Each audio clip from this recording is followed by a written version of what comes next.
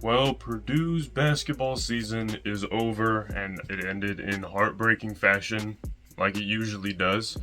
That's why this video is titled the way that it is, because even last year, every single year really ends in heartbreak, whether it's a close loss in a tournament, us getting really far in the tournament and then losing, or us blowing it to a double-digit seed.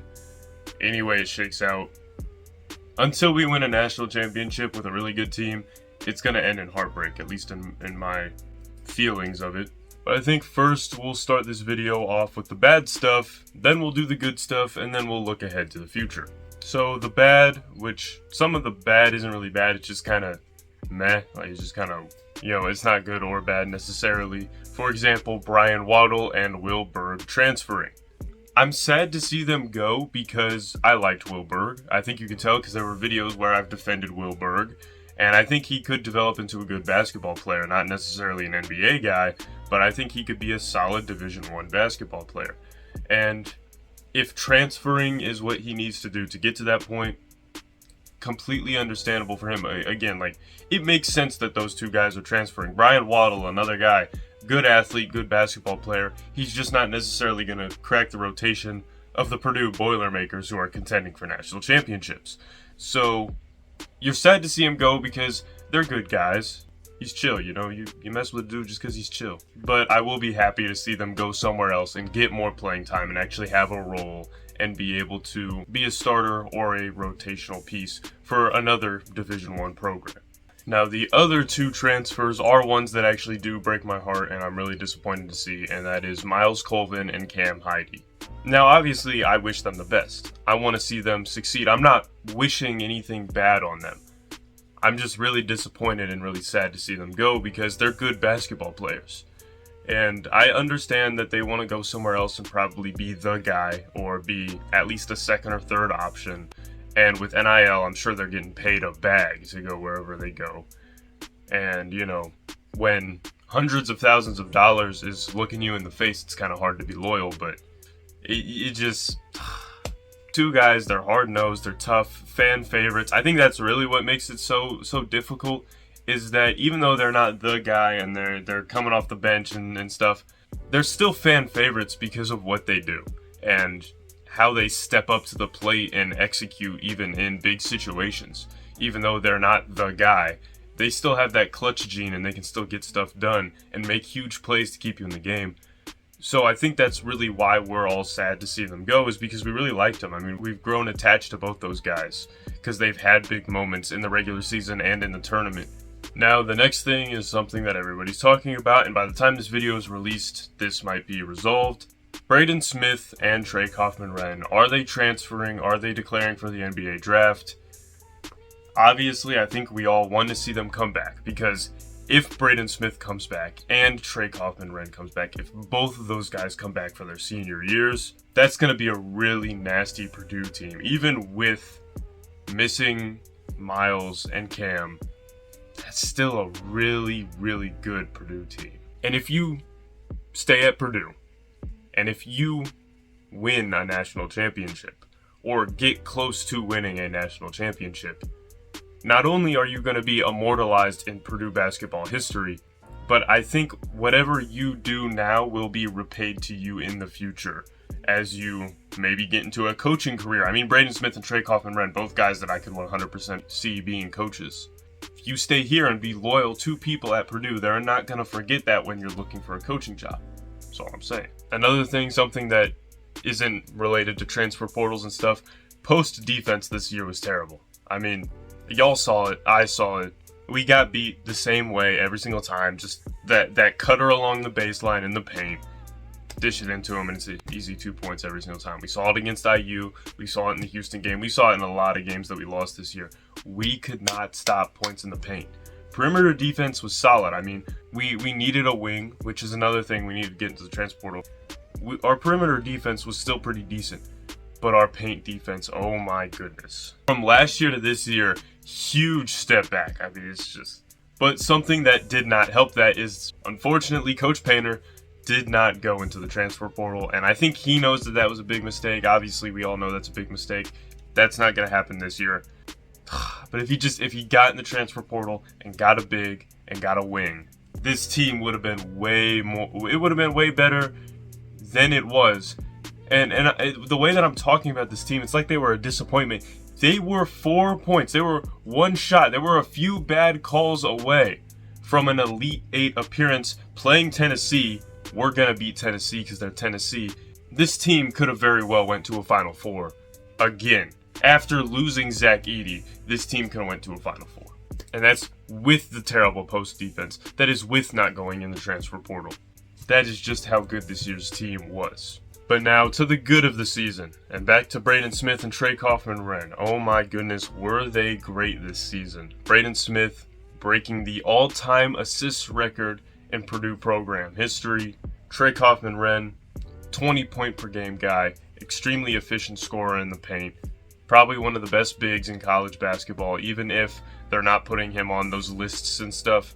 He is still one of the best bigs in college basketball. I don't care what anybody says. Those two guys, there were multiple games this year where they had the ball in their hand and they just took over the whole game. And they single-handedly have won us games because our bench play, no offense to any of those guys, but there were games where our bench play was not the best. And those guys just took over and really willed us to victories multiple times throughout the season. So just Trey Kaufman-Renn, Braden Smith, no matter what they do after the season, whether they transfer, go to the NBA or whatever, those two are some of the best players that this program has ever had. And for them to both be playing at the same time together, it's a really special thing to see. I know Trey Kaufman-Renn caught a few people off guard, but I think for Purdue fans, at least for me, I saw Trey Kaufman-Renn coming. I think all of y'all saw Trey Kaufman-Renn coming. We knew that he was going to come to this year and have a great year because that's how the Matt Painter system works.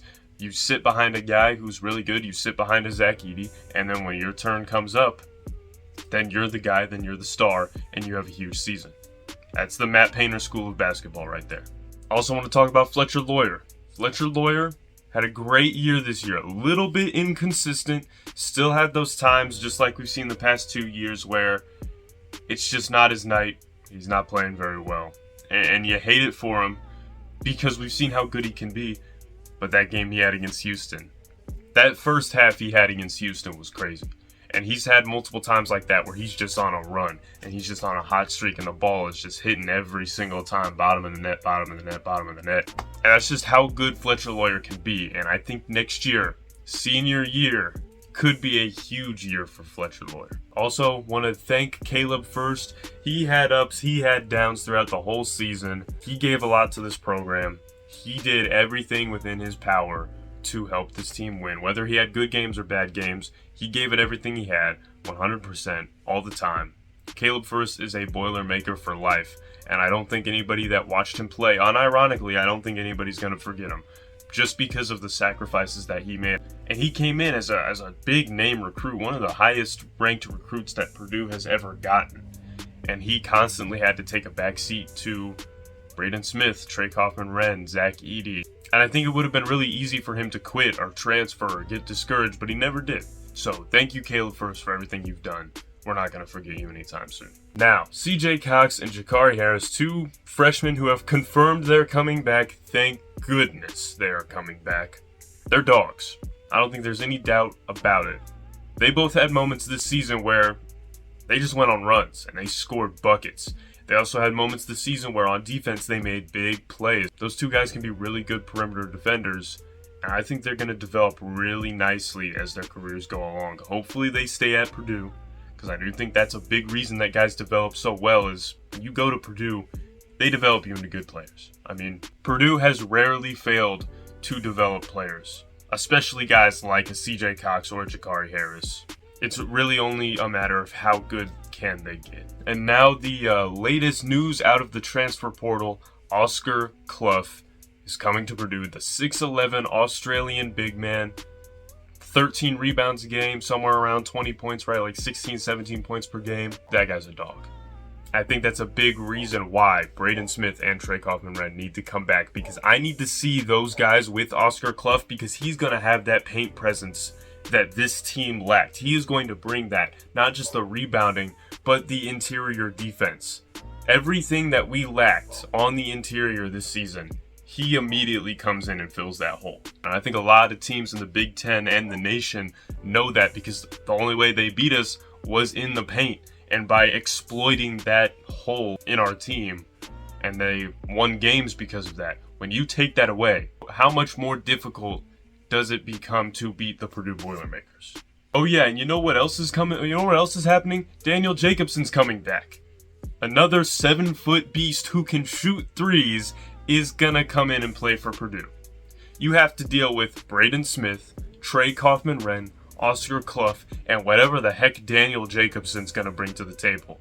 This team is gonna get on so many people's nerves. This team is going to be so frustrating for people to play against. I could be hyping them up and they be an absolute disappointment next year. I could be hyping Braden Smith and Trey Kaufman-Renn up and they don't even come back next year. But if they do, if this team plays up to its potential, it could be a really good basketball team. It could be one of the best basketball teams that Purdue has ever had. So yeah, looking ahead for Purdue basketball, really the only thing I would say we need to do is get a wing. Get a wing. And I'm not talking, we have guys that are like 6'2", 6'3", athletic. We need a guy that's 6'5", 6'6", lanky, like a Justin Holiday build type guy. Skinny, lanky, can really cut passing lanes off and jump in there, pick the ball off, take it the other way, get us in transition and running. We need a guy like that. But yeah, this next season of Purdue basketball, if the stars align, if everything works out, which it usually doesn't, everything usually does not work out for Purdue, but if everything works out just this one time, this team could be really good. It could be really fun to watch. They might be one of the best teams, if not the best team in college basketball next year, and they could win a national championship.